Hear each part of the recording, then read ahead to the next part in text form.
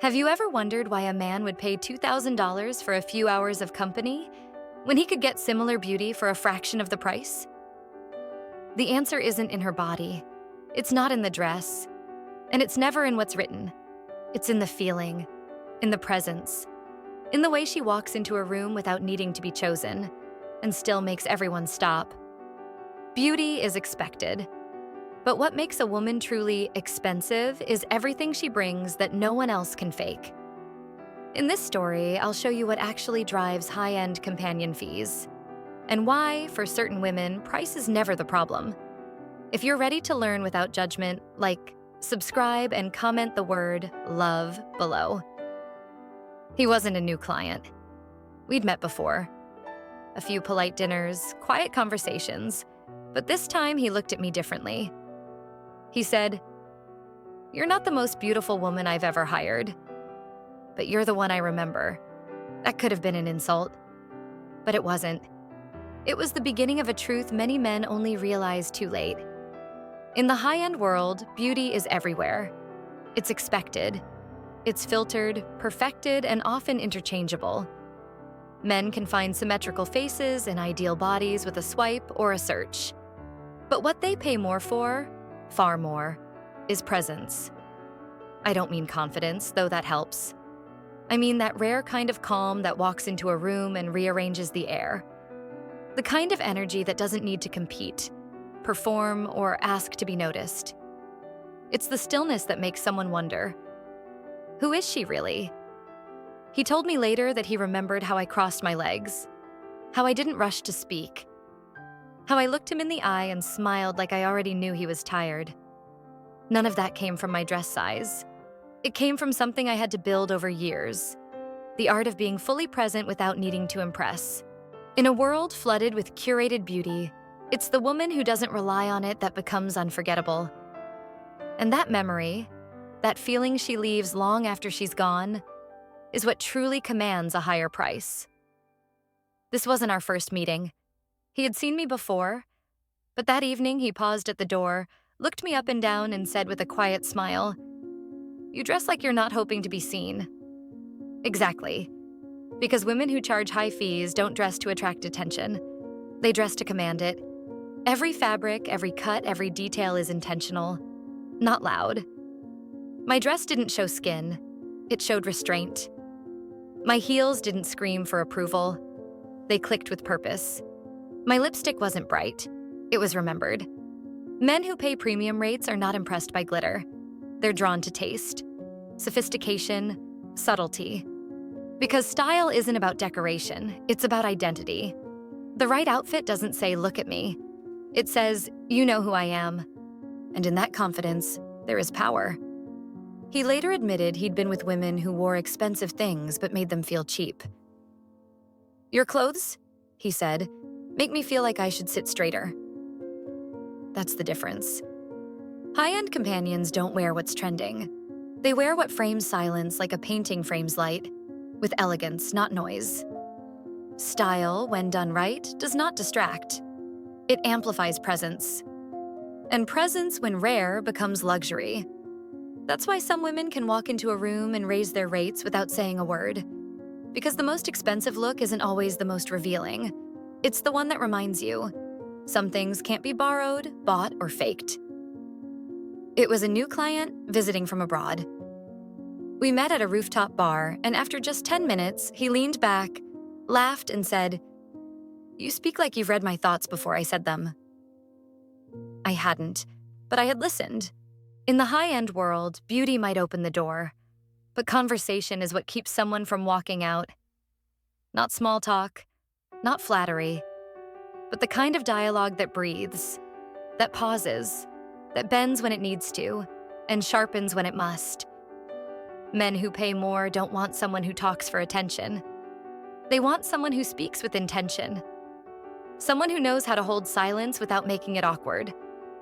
Someone who understands rhythm. When to ask, when to share, and when to let the air fill in the space between. That night, we talked about nothing and everything. About airports that feel like purgatory. About fathers who expected too much. About the exact sound a city makes at 2 a.m. None of it was planned. None of it was surface. And afterward, he whispered, "This didn't feel like time passing. It felt like time stopped." That's the secret. True conversation, real, unforced, and present, makes people feel seen.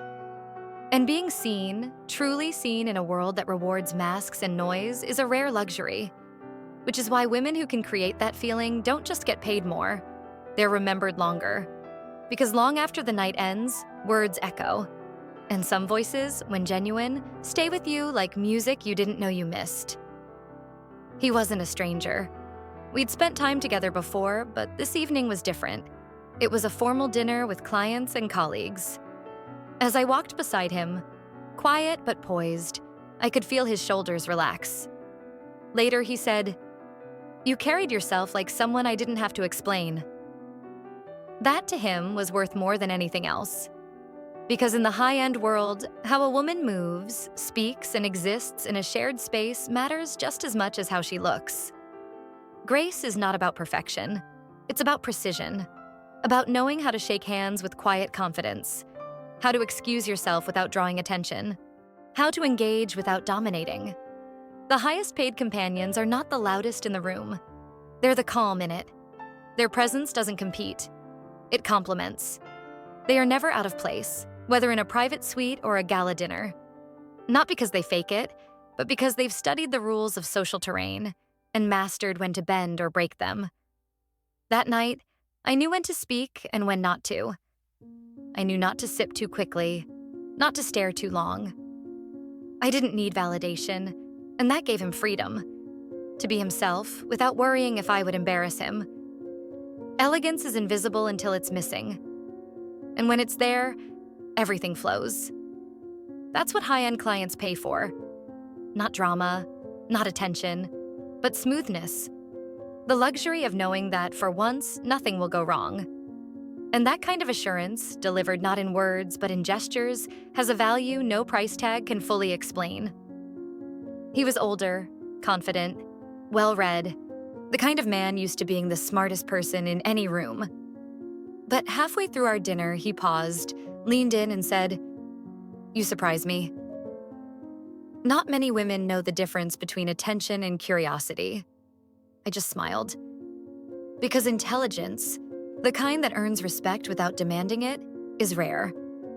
And in this world, it's invaluable. High-end companions aren't paid more because they recite facts or quote philosophers. They're paid more because they think deeply, ask meaningful questions, and respond with nuance. It's not about impressing. It's about engaging. About meeting someone on their level, or slightly above, without making them feel small. The smartest women in this industry know how to shift between politics and poetry, history and humor, without making it feel like a lecture. They make intelligence feel like connection, not competition.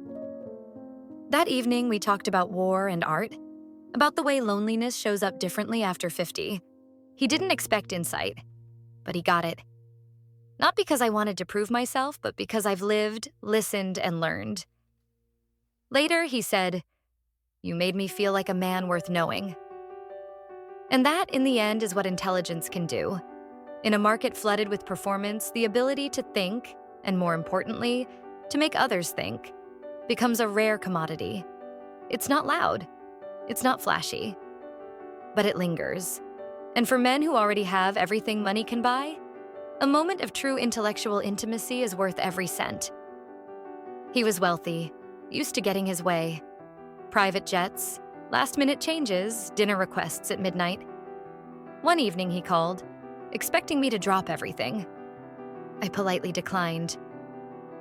There was a pause. Then he said, "You're the first person to ever tell me no, and I like it." That wasn't rebellion. That was clarity. High-end women don't accept every offer because they're not driven by desperation. They operate from choice, not need. And that choice, those invisible lines they hold firm, becomes part of what clients pay for. Boundaries are not barriers, they are signals. They say, "I value myself enough not to be everywhere for everyone at any time." Clients may act surprised. But deep down, they're drawn to women who know where they begin and end.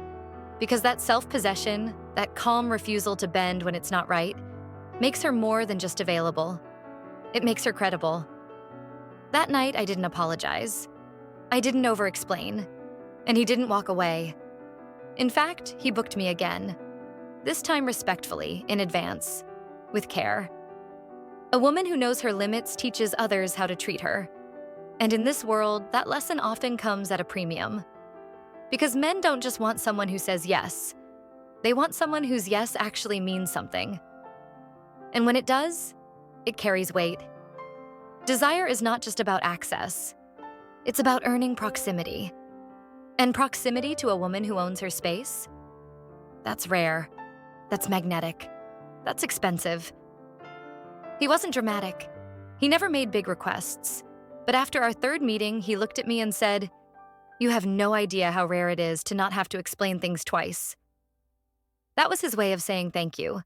Because in the high-end world, professionalism isn't advertised. It's assumed. But when it's missing, everything feels off.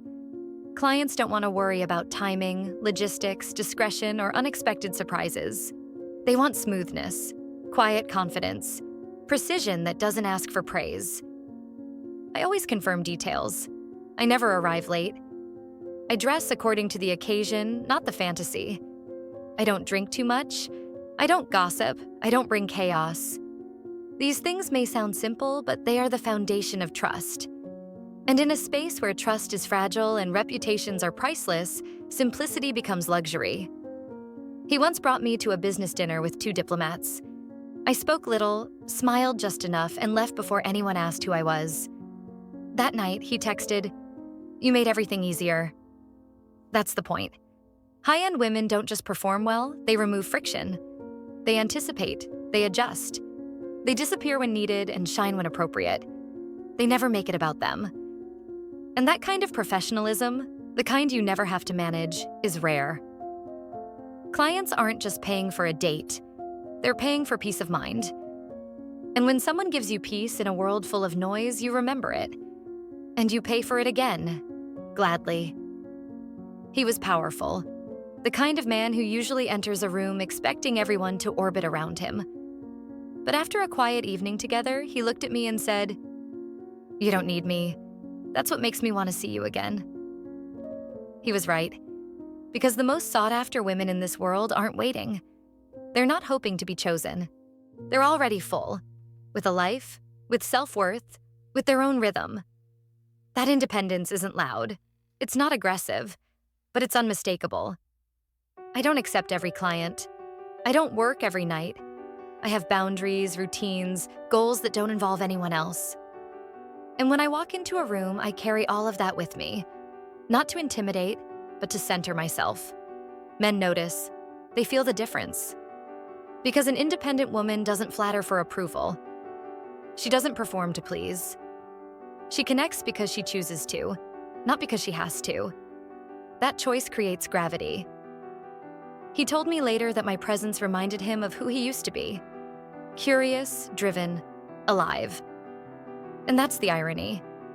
Men don't pay more because a woman clings to them. They pay more because, in her presence, they feel something awaken in themselves. A woman who can stand alone doesn't repel. She invites. Not with neediness, but with completeness. And in a world obsessed with possession, a moment beside someone who doesn't need to be owned feels priceless. That's not just companionship. That's power.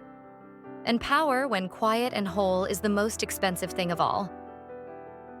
I've met men who thought they were paying for an hour of beauty, of attention, of something physical and fleeting. But the ones who return, and they do return, come back for something deeper.